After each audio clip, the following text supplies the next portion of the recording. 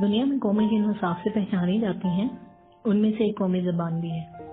زبان ایجاد نہیں ہوتی بلکہ اسے انسانی ضروریات پیدا کرتی ہیں۔ السلام علیکم۔ تو کیا حال ہیں آپ سب کے؟ امید ہے کہ اللہ تعالیٰ کے فضل سے خیر خیریت سے ہوں گے۔ جیسا کہ آپ سب ان دنوں اپنے اپنے گھروں میں موجود ہیں تو کیوں نہ اس موقع سے فائدہ اٹھایا جائے اور اردو گرامر ہی بہتر بنا لی جائے۔ پر سیکھیں گے کیسے ہیں؟ کتاب میں سے تو سمجھ ہی نہیں آتی۔ تو جناب آپ کے اس مسئلے کو حل کرنے کے لیے ہم نے پروگریسو ماڈل اسکول کی طرف سے باقاعدہ اردو گرامر کی کلاسز کا آغاز کیا ہے۔ اسی سلسلے کی ایک کڑی لے کر میں آپ کی خدمت میں حاضر ہوں۔ آپ اس لیکچر کو غور سے سنیں، اہم پوائنٹس نوٹ کریں اور ان اہم پوائنٹس کو مد نظر رکھتے ہوئے اپنی ایک اسائنمنٹ تیار کریں جو کم از کم 10 پوائنٹ پر مشتمل ہو۔ اس اسائنمنٹ کے نمبر 20 ہوں گے جو آپ اپنی اردو کی کاپی میں تحریر کریں گے۔ عنوان: اردو بحیثیت زبان۔ اردو کے بارے میں، اردو گرامر کے بارے میں جاننے سے پہلے یہ جاننا بہت ضروری ہے کہ اردو ہوتی کیا ہے، یہ کیسے وجود میں آئی، یہ کب وجود میں آئی، اس نے وقت کے ساتھ ساتھ کیسے ترقی کی، اس کی موجودہ شکل کیا ہے، یہ سب باتیں آپ آج کے لیکچر کے دوران سیکھیں گے۔ اردو زبان کے بارے میں کسی نے کیا خوب کہا ہے کہ سلیقے سے ہواؤں میں جو خوشبو گھول سکتے ہیں، ابھی کچھ لوگ باقی ہیں جو اردو بول سکتے ہیں۔ تو عزیز طلباء، سب سے پہلے ہم بات کریں گے کہ زبان وسیلہ اظہار ہے۔ سب سے پہلے تو یہ جاننا بہت ضروری ہے کہ زبان ہوتی کیا ہے۔ زبان کچھ اشارات کا، کچھ الفاظ کا، کچھ ادائیگی کا، کچھ صوتی لہجے کا ایک ایسا مجموعہ ہوتا ہے جس کے ذریعے ہم اپنے خیالات، اپنے تصورات، اپنے احساسات دوسروں تک منتقل کر سکتے ہیں۔ ہمارے گلے سے، ہماری زبان سے نکلنے والی ایسی آوازیں جو کہ بامعنی ہوتی ہیں، جس سے ہم دوسروں تک اپنے تاثرات اور احساسات پہنچاتے ہیں، اسے زبان کہا جاتا ہے۔ زبان کیا ہے؟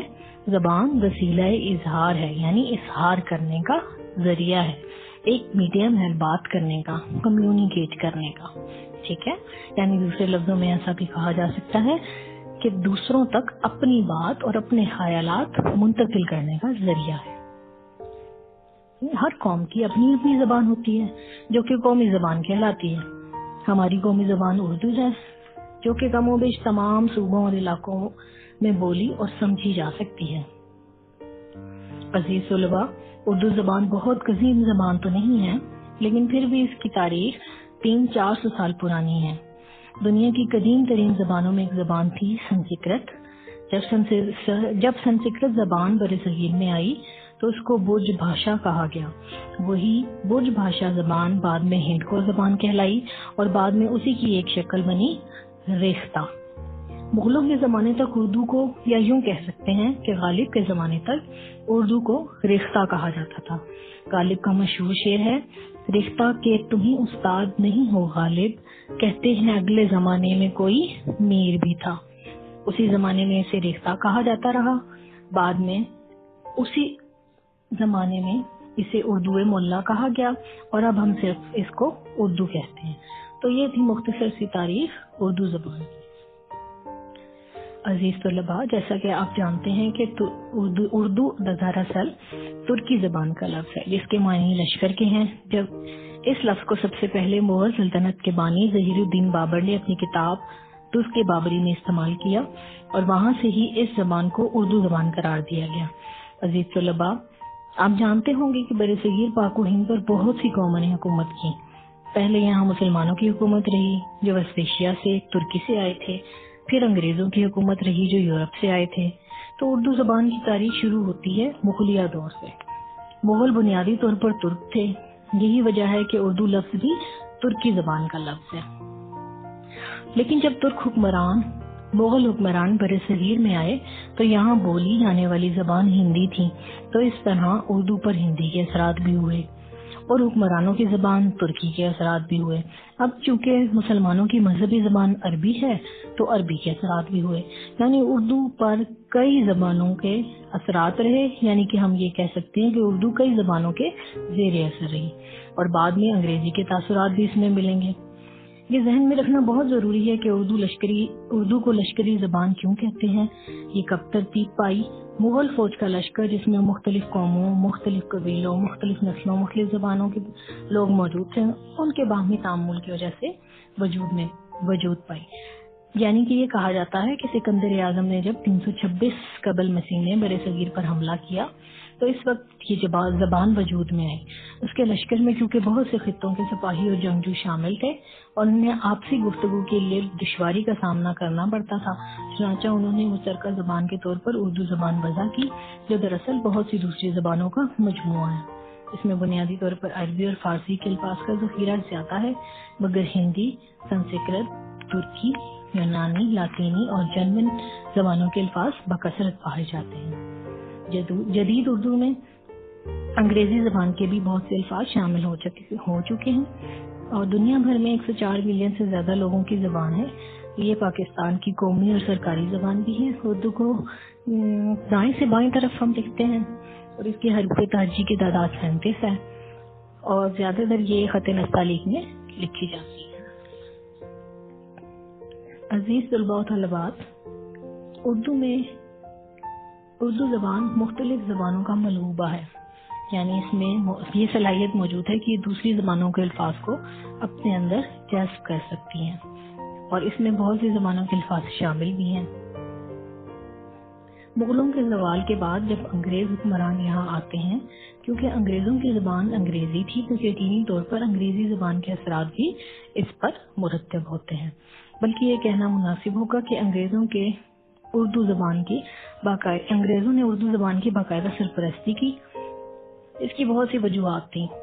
پہلی وجہ تو یہ تھی کہ انگریز یہاں کے لوگوں سے تعلق بنانا چاہتے تھے۔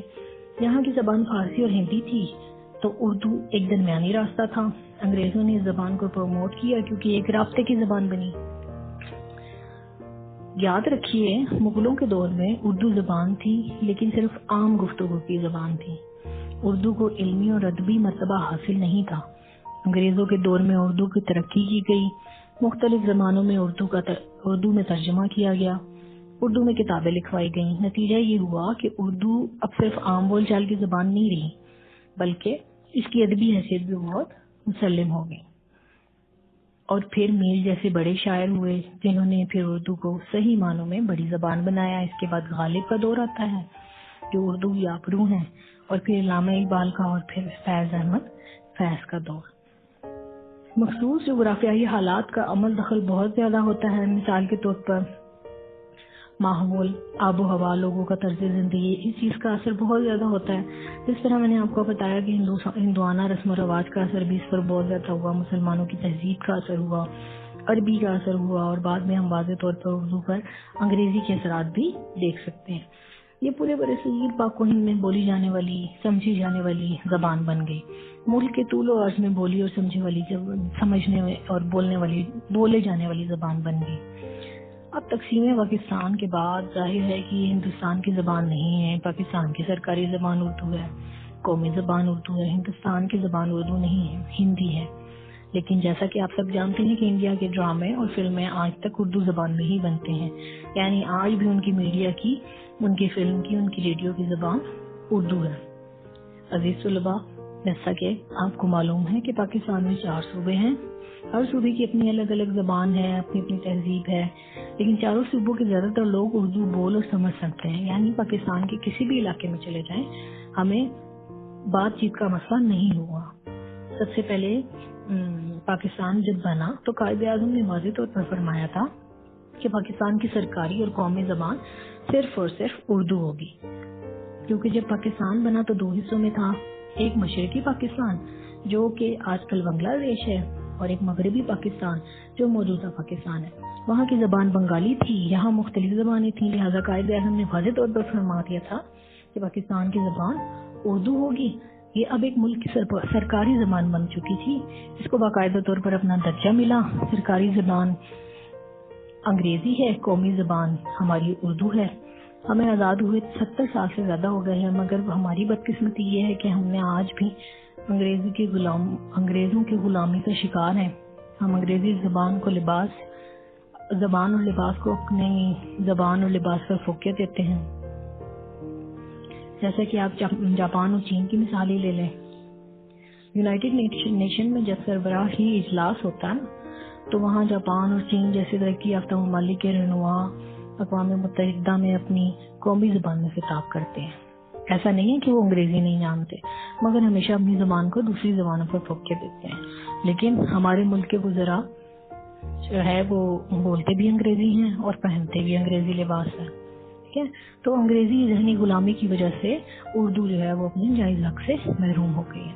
1973 کے آئین میں لکھا گیا تھا کہ پاکستان کی قومی زبان اردو ہے. پاکستان کی سرکاری زبان بھی اگلے 10 سالوں میں اردو ہی ہوگی. یہ آئین میں لکھا ہے کہ اردو زبان کو آئینی تحفظ حاصل ہے. 1973 کے بعد جب 10 سال گزر گئے تو 1983 میں اردو کو پھر سرکاری زبان نہیں بنایا گیا، بلکہ ترمیم کے لیے 10 سال اور بڑھا دیے گئے. پھر اگلے 10 سالوں میں بھی اس پر عمل درآمد نہ ہو سکا، حتیٰ کہ آج تک اردو اپنے جائز مقام سے محروم ہے. تو عزیز طلباء، اب ہمیں ضرورت اس بات کی ہے کہ ہم اردو کو سرکاری اور تدریسی زبان بنائیں. ہمیں ضرورت ہے کہ ہم ہر سطح پر اردو کو اپنائیں، تعلیم کی سطح پر، عام بول چال میں، خط و کتابت میں، سرکاری اور نجی دستاویزات میں. عزیز طلباء و طالبات، ہمیشہ یاد رکھیے گا کہ قومیں اپنی زبان کے ساتھ ترقی کرتی ہیں. غیر زبان کو اپنا کر دنیا میں کوئی بھی قوم ترقی نہیں کر سکتی. ہمیں ضرورت ہے کہ اردو زبان کی اہمیت کو سمجھیں، اس پر عمل کریں، اردو کو فروغ دیں تاکہ اردو کو اس کا جائز مقام مل سکے. جائز مقام کیا ہوگا کہ اس کو سرکاری زبان، یہ ہماری سرکاری زبان بھی ہو، قومی زبان بھی ہو، دفتری زبان بھی ہو، تعلیمی زبان بھی ہو، کیونکہ اس کے بغیر ہم ترقی نہیں کر سکتے. امید ہے کہ آج کے لیکچر میں آپ کا بہت سا اردو کے متعلق بہت سی معلومات آپ کو حاصل ہوں گی. ٹھیک ہے، تو اب آپ نے اس لیکچر کے آخر میں دیے گئے سوالات کے جوابات دینے ہیں اور ہمارے چینل کو سبسکرائب کریں، بیل آئیکن کو دبائیں تاکہ ہماری نئی ویڈیوز جو ہیں وہ آپ کو مل سکیں. اس کے علاوہ آپ ہمیشہ جو ہے وہ اردو گرامر سے اپلوڈ ویڈیو جو ہیں وہ لازمی دیکھیں، ان کو لائک کریں، ان کو شیئر کریں تاکہ ہم آئندہ بھی اپنی اسی طرح ویڈیوز آپ کے سامنے پیش کر سکیں. شکریہ.